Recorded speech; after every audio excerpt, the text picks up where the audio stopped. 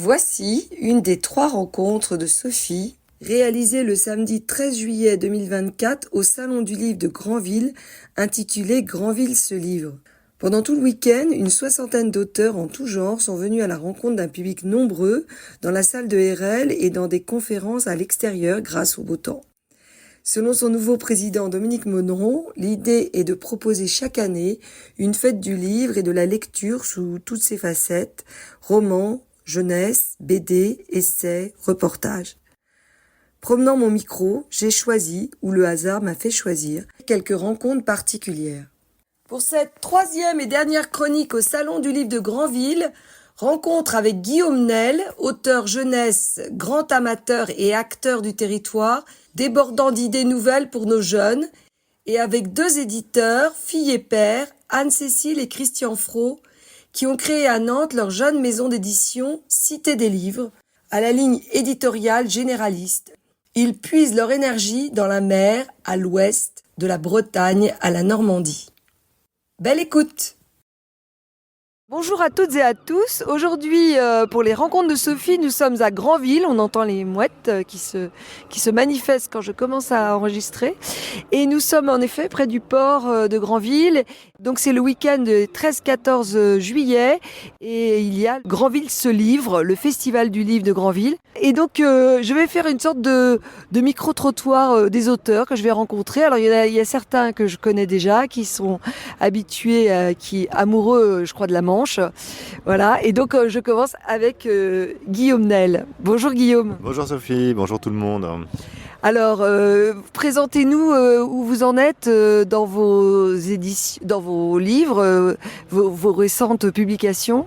Alors moi j'ai un attachement très fort au Cotentin, j'ai longtemps habité Barneville-Carteret, donc le dernier je ne me refais pas, ça se passe encore à Cherbourg, cette fois ça s'appelle Madou en 5 actes, c'est un roman pour grand ado, d'une héroïne qui pense qu'il n'y a rien à faire dans le Cotentin, que sa vie est finie, qu'elle habite au bout du monde et qui va découvrir qu'elle a en elle plein d'histoires à raconter, qui va se frotter au monde du théâtre et découvrir Paris, Avignon et se réconcilier avec le Cotentin.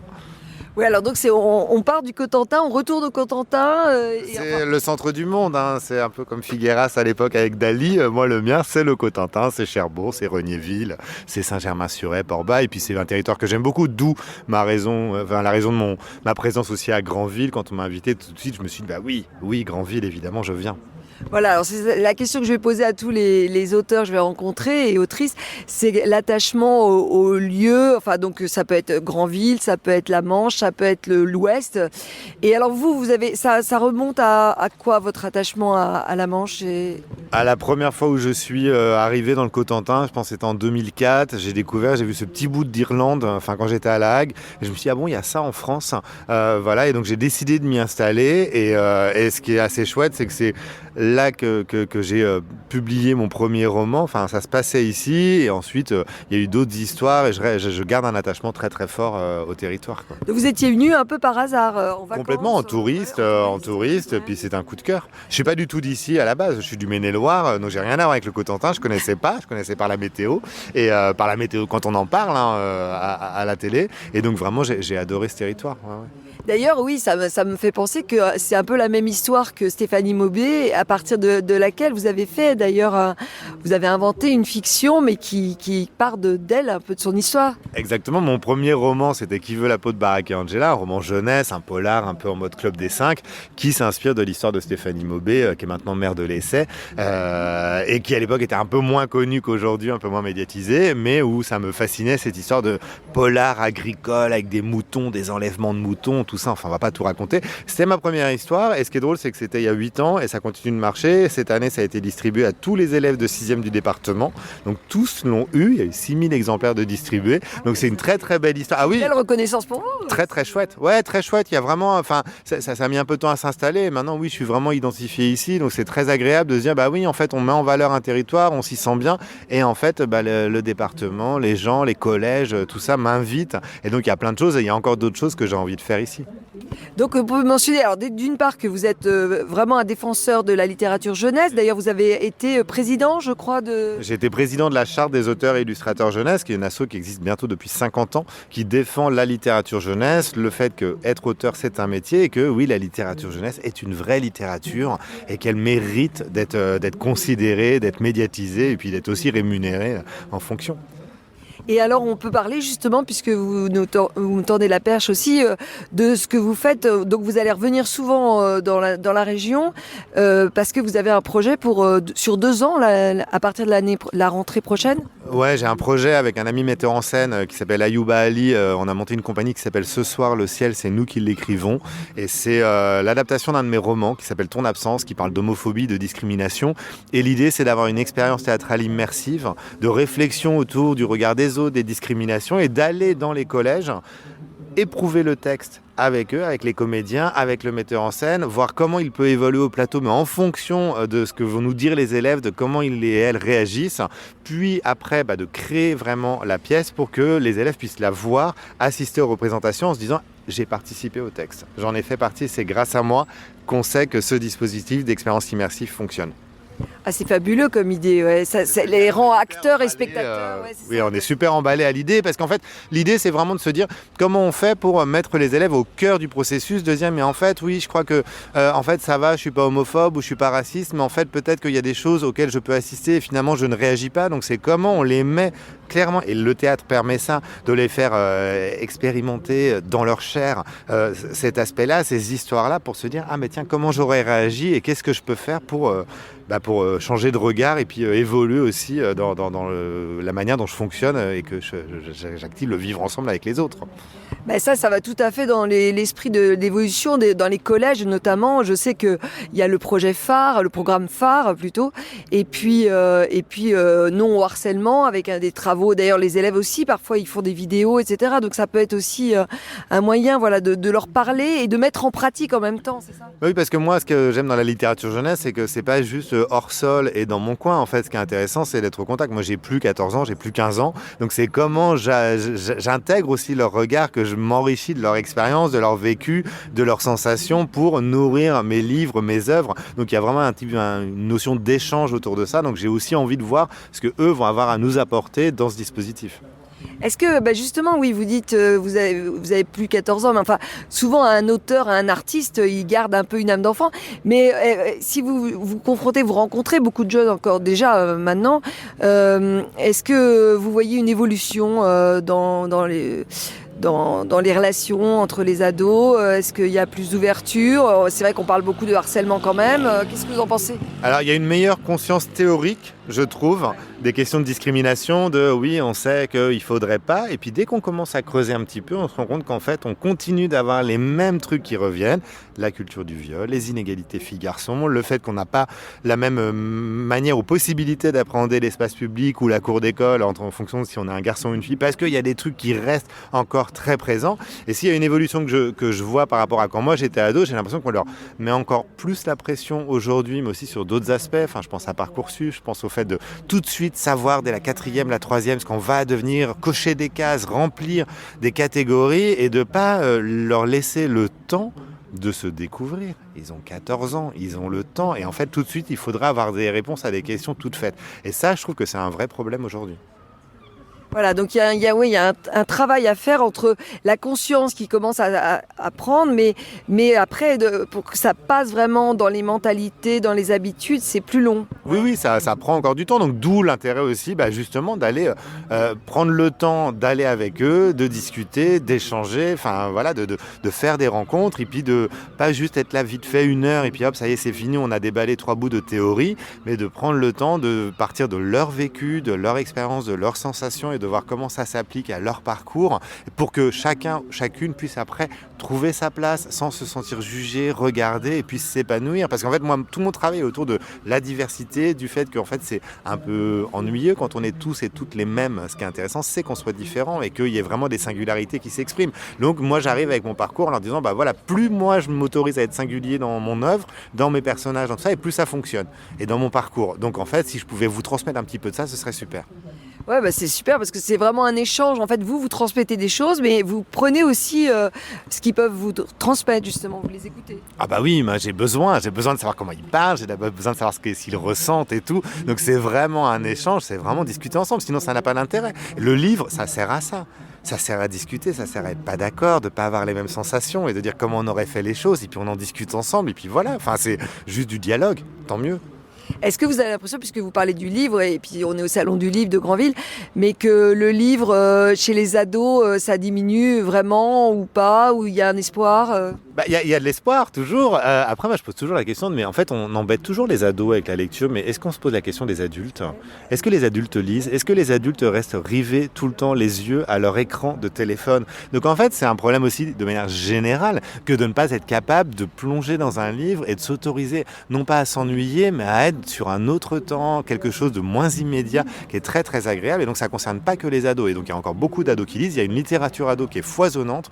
Beaucoup de jeunes ados, puis post-ados et young adultes, 18-25 ans, qui continuent de lire des récits issus de la littérature jeunesse, qui sont hyper vivants, foisonnants, enfin dynamiques, voilà, qui ne sont pas du tout dans des vieux poncifs ou des vieux codes. Et donc, il faut aussi aller voir les bons livres. Bah voilà, on a applaudi derrière, donc c'est bravo. Et puis merci beaucoup Guillaume Nel. Donc on va vous voir pendant 2 ans. Enfin, on va vous voir tout le temps, mais là spécialement auprès des jeunes, c'est super. Merci beaucoup et bon festival. Merci beaucoup. Alors toujours au Salon du Livre de Granville, dans la salle Le RL, le 13 juillet. Il y a beaucoup d'auteurs, autrices, mais il y a aussi des éditeurs. Et là, j'ai trouvé une jeune éditrice. Et c'est très varié en fait ce que vous proposez. Bonjour. Bonjour. Alors, présentez-vous. Donc Anne-Cécile Fro, édition Cité des Livres, jeune maison d'édition donc qui a une ligne éditoriale généraliste. Nous proposons effectivement des livres documentaires, littérature, beaux livres, livres de cuisine. C'est un plaisir d'être ici à ce festival du livre de Granville. Alors vous êtes venus en famille, je crois. Oui, nous travaillons je travaille avec mon père, qui effectivement lui est éditeur depuis 10 ans. Moi j'ai créé la structure il y a 1 an et demi et donc il me partage son expérience. Ah, il vous forme en fait. Voilà, finalement on travaille ensemble et il me forme à ce métier. Vous assurez la relève. Exactement, j'essaye, oui tout à fait. Alors quel est votre lien avec le territoire Le territoire du Grand Ouest, voilà, au sens large. En fait, c'est la côte, la mer qui finalement me touche particulièrement.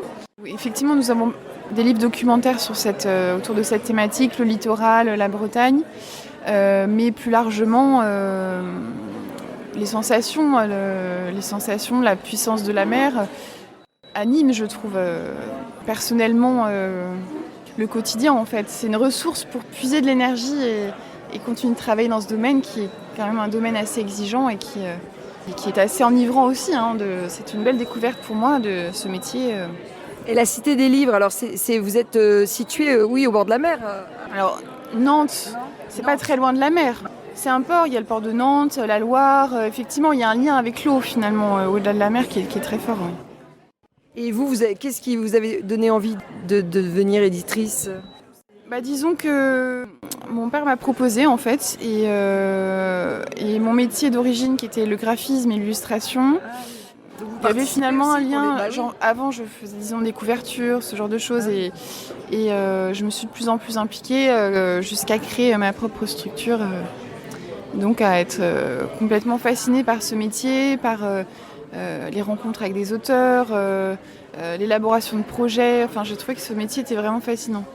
Donc c'est la première année forcément que vous venez à Granville ? C'est ma première année, première fois aussi que je découvre aussi Granville, que je trouve est une magnifique ville avec plein de facettes qui semblent assez riches. Et puis je trouve que les habitants aussi ont l'air vraiment très accueillants. Donc c'est un plaisir d'être ici. Alors, qu'est-ce que vous voulez nous parler de certains livres ? Le dernier, là, le dernier que nous avons décidé de sortir pour le Salon du Livre de Granville, qui s'intitule Les bancs voyageurs, écrit par Marion Desjardins, qui elle-même habite à Granville. Marion Desjardins... donc il y avait un lien aussi, en fait... Il y a complètement un lien, tout à fait. Ouais. Et en fait, Marion Desjardins s'est installée sur différents bancs à Granville, une 60aine de bancs. Et en fait, elle a rencontré des inconnus, elle est partie en réflexion un petit peu sur sa propre histoire. Et donc c'est un livre qui est comme un voyage immobile finalement. Et justement, on parlait avec l'auteur pour la réédition d'ajouter une carte de Granville avec les numéros des bancs pour suggérer au lecteur finalement de faire la même chose, d'entrer dans l'inconnu, de prendre du temps pour soit réfléchir, soit aller jusqu'à discuter avec des gens qu'on ne connaît pas, de provoquer des rencontres. C'est inspirant finalement. Ça me plaît beaucoup. Moi, je parle toujours des rencontres de Sophie, c'est le nom de mon émission. Mais, ah d'accord. Et le thème, le hasard des rencontres. Et là, c'est tiré de vraies rencontres qu'elle a Ah oui, faites. tout à fait. C'est un récit de rencontre en fait. Il y a une dimension littéraire bien sûr, mais c'est vraiment le récit de ces rencontres avec à chaque fois la date, le jour durant lequel elle s'est assise sur tel ou tel banc, dans tel quartier. Et elle dit, il y a une phrase qui m'avait touchée, qu'elle dit « Je ne suis pas au bar, je suis au banc ». Donc en fait, c'est elle une façon un peu amusante de dire si elle était au bar pour rencontrer tout à fait, au comptoir en fait. Et c'est vrai qu'on a peu d'occasions de rencontrer son prochain. Et les gens lui parlaient facilement. Oui, complètement. Il y en a d'autres qui se rebutaient, d'autres. Ouais. Mais finalement, à chaque fois, c'était un prétexte pour un nouveau chapitre et pour continuer l'histoire. C'est original comme idée. Donc finalement, vous avez découvert Granville à travers ce livre avant d'y aller. Avant d'y aller, tout à fait. Et ça correspond alors oui, ça correspond. Ça crée des parallèles. C'est effectivement amusant. Je m'étais même pas pris conscience de ça. Mais oui, j'ai découvert Granville d'un son. Pas encore, mais là j'étais occupée par le salon et je repars malheureusement dimanche, mais en tout cas j'aimerais bien revenir à Granville avec plus de temps et puis suivre ces bancs un à un, les retrouver sur une carte et faire ce trajet. Et comment on rencontre un auteur comme par exemple Marion Desjardins ? Alors mon père pourra mieux vous en parler, mais pour ma part les auteurs que j'ai pu rencontrer, c'est souvent soit on provoque le hasard, ça c'est du hasard complet. Par exemple, être dans un café et puis voir une personne avec un livre et puis oser l'aborder parce qu'on est curieux et que tout le monde n'a pas forcément un livre sur sa table. Ça peut être une rencontre ou découvrir le travail. C'est le cas pour un ouvrage de photographie naturaliste. J'ai découvert son travail. L'auteur n'avait pas encore écrit de livre. Et puis on a décidé d'élaborer ensemble un livre et c'était son premier. Ça peut être sur les réseaux sociaux par exemple aussi réseaux sociaux, moins. Non, alors, le bouche à oreille, les rencontres, j'aime bien, j'apprécie ces rencontres entre guillemets en chair et en os. Je trouve que il y a quelque chose qui passe en fait. Et même si on peut recevoir aussi des manuscrits comme beaucoup de maisons d'édition, et effectivement on les lit et puis on les choisit ou pas. Mais alors comment vous choisissez justement ? C'est le coup de cœur en fait. On a comme beaucoup des comités de lecture et donc quand on est accroché par un manuscrit, on va le confier à ses proches lecteurs. Ah oui, déjà vous accrochez et puis vous confiez à d'autres lecteurs. Complètement. Oui, mais en fait il faut quelque part être accroché assez vite. Quelque part, on laisse. Il y a la note d'intention de l'auteur aussi, qui permet de rentrer dans le livre différemment. Mais oui, c'est comme ça en fait. Mais il manque ce côté relationnel, bien sûr. Mais je sais que c'est pas forcément évident pour les auteurs de venir sur un salon et de présenter leur manuscrit. Mais c'est une idée en tout cas. Ça arrive parfois aussi. C'est arrivé quelquefois, oui. C'est-à-dire qu'il y a une première rencontre physique et après la personne peut envoyer son livre par mail. C'est intéressant d'avoir vu. Bah oui, ça crée un lien en tout cas. Mais parfois on dit ça peut être trompeur dans les deux sens d'ailleurs. Ça peut être parfois trompeur. Des gens qui parlent pas très bien mais qui écrivent très bien ou inversement. Oui, mais en tout cas je pense que même une personne qu'on va rencontrer, à qui on va discuter, on lui accordera forcément de l'importance. Ouais. On est engagé dans la rencontre quelque part. Donc c'est un conseil en tout cas pour les personnes qui écrivent un premier roman en fait. Mais c'est un exercice qui est pas facile, je le reconnais, parce qu'il faut quand même parler un peu de soi, de ce qu'on a pu écrire, mais je pense que c'est une bonne chose en fait de le faire, d'oser le faire. Bien, merci beaucoup. On va demander quelques mots à votre père qui vient d'arriver, qui était en discussion avec une autrice justement, je crois. Alors, donc on a su la création récente de la Cité des Livres, mais vous étiez déjà éditeur. Alors, c'était mon activité. Alors je ne sais pas ce qu'Anne-Cécile vous a raconté. Ah, ça s'appelait déjà la Cité des Livres? Non. Alors la Cité des Livres, c'est une marque qu'on a créée. Mon ancienne marque était trop liée au territoire dans lequel je vivais. C'était Beau Window en l'occurrence. Et donc je voulais un intitulé de maison d'édition qui soit d'abord français. Parce que Beau Window, tout le monde ne savait pas ce que c'était. Bon, ça c'est pour la forme, et sur le fond, Beau Window, c'est ce qui caractérise la côte d'Émeraude, puisqu'elle est parsemée de villas avec des beaux windows. Bon. Donc, La Côte d'Émeraude, on peut préciser. alors la côte d'Émeraude, c'est un territoire qui s'étend entre le Cap Fréhel et le Mont-Saint-Michel, grosso modo. Et c'est un fait que la couleur est émeraude. C'est un journaliste qui a trouvé l'expression émeraude. Et effectivement, c'est la côte d'Émeraude. Voilà. Donc je voulais sortir de mon... J'étais à l'époque pas diffusé, distribué. Donc je sortais très peu de livres par an, surtout axés sur l'histoire et le patrimoine. Et voilà, je voulais un peu m'envoler, sortir un peu de cette ligne éditoriale. Et quand Anne-Cécile est arrivée, on a pu s'épauler et puis gagner d'autres terrains de réflexion, d'exploration plutôt, sur d'autres thématiques que l'histoire et le patrimoine.